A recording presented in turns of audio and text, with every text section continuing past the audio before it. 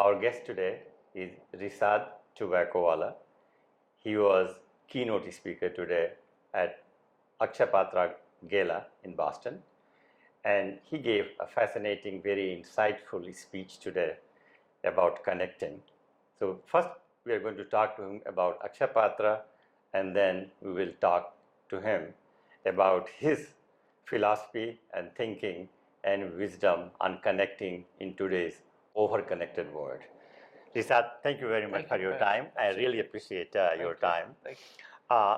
So how did you get involved with Akshapatra? So a few years ago, I attended a benefit like this in Chicago, and I was very impressed. And then recently, the CEO called me and asked if I would come and speak at the Boston function, and that's what I've done.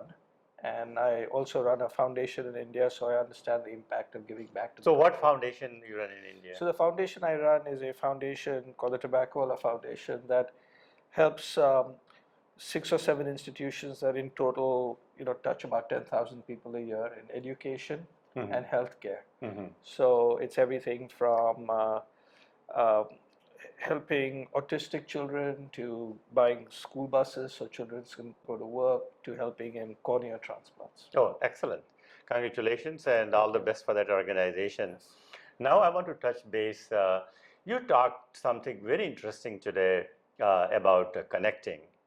And as you rightly pointed out in the very beginning that your entire speech, 17, 18 minutes is going to be just on connecting. So you have some revolutionary ideas about connecting, and if you can just share that with our audience. Sure.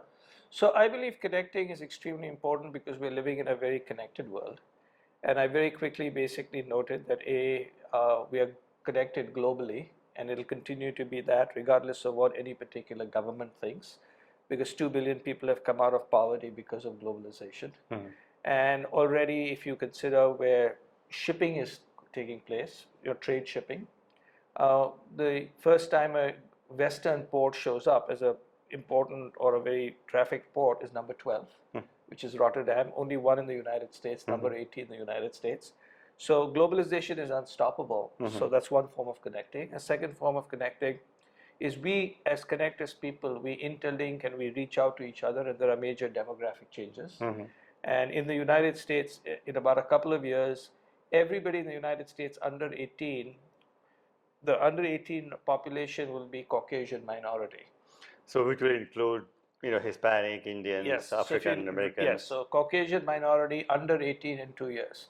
So therefore, the future of this country is basically multi-ethnic, and there's no going back. So the only way to stop it is you kill everybody under 18 years old. So what is happening, I have to ask this question in this today's current political climate. We see some sort of a real rift or rise in anti-racism. So the reason that there is racism is because at the heart of it, there are 3 issues. The first is there is a real economic pressure. And the economic pressure comes in part because of automation, in part because jobs are being shipped out. Only a small part of it is really coming, because of what I would say is immigrants coming in. And most immigrants are basically either doing jobs that nobody wants to do, or they have a level of education where there's not enough people of that education. So, but the politicians are saying, blame the other. There are some real painful issues, which is globalization has really badly impacted middle class all over the world. And therefore, you require education, you require retooling, you require strong security blankets and healthcare. And that's what the real issue is. But it's much easier to point to somebody else as the problem. And unfortunately, the politicians are pointing towards that. But there is a real pain, but I don't think immigration is really the cause. I think it's a combination of a failure of leadership, globalization, technology. Now, you have been part of this, the largest maybe, the PR and marketing firm? Well, it's the third largest. The third largest, yeah. So very huge, massive company. Yeah. And so I want to pick your brain about the businesses. So what do you think, how the businesses today should position themselves in terms of outreach and marketing in the future? So, one of the big things is all successful businesses today have basically 4 similarities, and I've studied them. These are all businesses, not just businesses in our industry, all businesses. All across. The first of them is that they really are obsessed with people. So they're obsessed by people as customers, people as citizens, their own employees. So if you aren't basically thinking about who your customers are, consumers are, citizens are, and what your own employees think, it's very, very hard. So obsession with people is number one. The second thing is these are companies that are running two models at the same time. If they're already successful, they continue to be successful, but they run new models that actually disrupt themselves by actually having those models optimized for the future and some models optimized for today. So I basically call that only the schizophrenic will thrive. You got to run two models. The third is these companies basically are data-driven storytellers, which is data and technology is going to grow, continue to be important, but so are stories and human soul. So how they connect those three are very important. And fourth, which is extremely important for all these companies, is they're rethinking how they're organized. So I say the future does not fit in the containers of the past. So they rethink how they organize, how they incent their people. So you have to reorganize, rethink, and be obsessed by people, which is a key thing in these companies. And many of the successful companies that do that, do that. Now, during your speech, you connected wisdom and data. Yeah. So if you can just give us some sort of a quick preview of that. So what tends to basically happen is we are living in an age where mathematics matters a lot. So I basically said we may have so much mathematics that we may have lost the meaning. And the reality of it is we are living in a world which is increasingly digital, increasingly data-driven, and increasingly silicon. But we as human beings are analog, carbon-based, and feeling, right? And we have to understand the idea of having all of this data is to make people's lives better, to make companies better. It's not just to run a spreadsheet.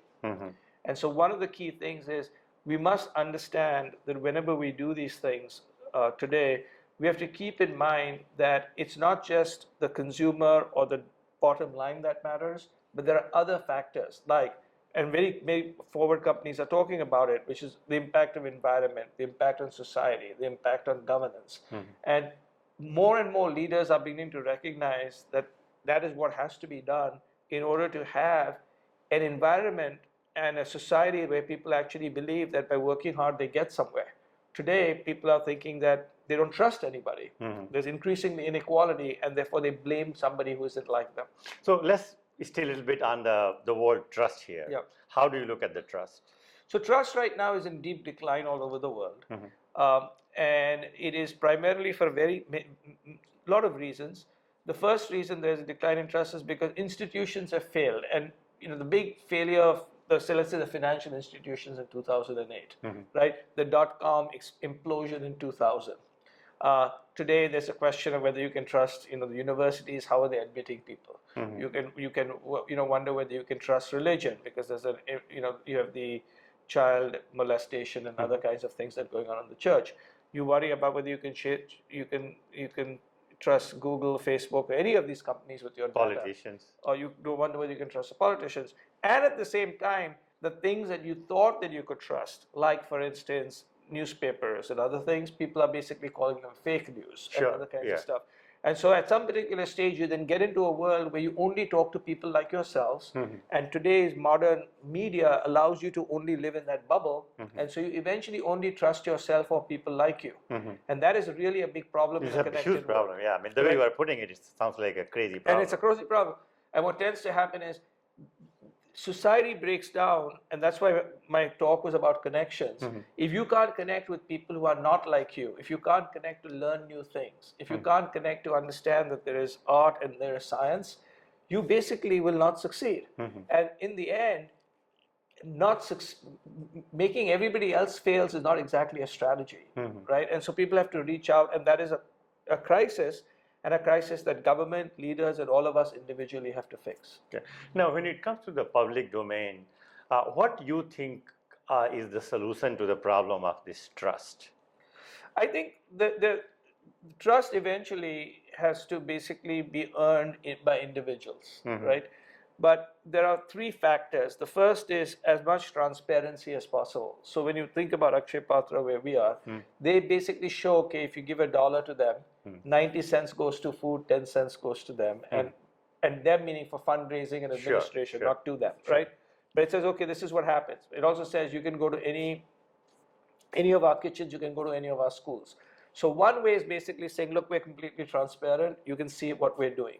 The second is to listen to the other person, because let's say I'm saying something and you say I don't trust you. So I've got to understand why you don't trust me, and maybe I have to change because I'm doing something. So the two things is being transparent and trying to improve. That's how institutions will get back. It's not just trust me. It doesn't work that way. So now, I remember about 10, 15 years ago, everybody was talking about high pays for the CEOs. I mean, at that time, the newspaper was really flooded. Today, hardly anybody talks about it. I think people have gotten used to that. How some of these big corporations can earn that trust? I think the big corporations are right now thinking very hard about how to preserve and the trust. Now, here's what happens is people continue to trust a lot of brands. So there's a lot of trust in lots of organizations. So for instance, people trust Amazon a lot, very interestingly, because Amazon basically gives them stuff fast, etc. Right? There may be issues with each of these companies, but they trust Amazon. There are companies who now increasingly are they trust. And if you look at trusted companies, they trust certain pharmaceutical companies. They trust some universities, and then there are other people they don't. I think the biggest issue really is you have to explain how you get paid, why you get paid, and what you do, right? And what has happened is over the years, because of the internet has destroyed your ability to arbitrage on ignorance, right? The ability to charge two different prices, your ability, all those things that companies had, which they thought were like moats, are no longer moats, right? And you have to basically say, hey, this is how I do business. And a very interesting company is a company called Warby Parker. They sell glasses. And they basically said, look, we started the company because we began to realize that we couldn't afford to buy glasses. We had lost a pair and we couldn't buy glasses. And then they said, this is how we make our money. This is how our competitors make the money. We want to make money. This is exactly how we make money. I don't mind people making money, but you're saying this is why I can give you this price. I can give you a better pair of glasses at a lower price because I'm removing all these middlemen or middlewomen or middle people. So I think you're being transparent in your business model, showing how it works, and also giving back to society, because like Warby Parker will give a pair of glasses to people, right? So one of the key things I've told is not the right word, suggested to companies is don't optimize for the consumer, optimize for the citizen. Recognize the person you're talking to is not just a consumer. They live in society. So think about what's good not only for your consumer, but what's good for the society they live in, what's good for the environment, what's good for your employees. And companies that do that well, interestingly, Costco used to pay much more than Walmart. Now Walmart's taken its prices up, but Costco paid much more, and they did really, really well. Right? Starbucks, right, provides healthcare. Right? And they do perfectly fine. And when they make mistakes, they show how to make mistakes. So there are lots and lots of very successful companies all over the world, so you can follow them. Okay. Thank you very much for your time. It was really a pleasure talking to you. Absolutely. Thank you. Sure.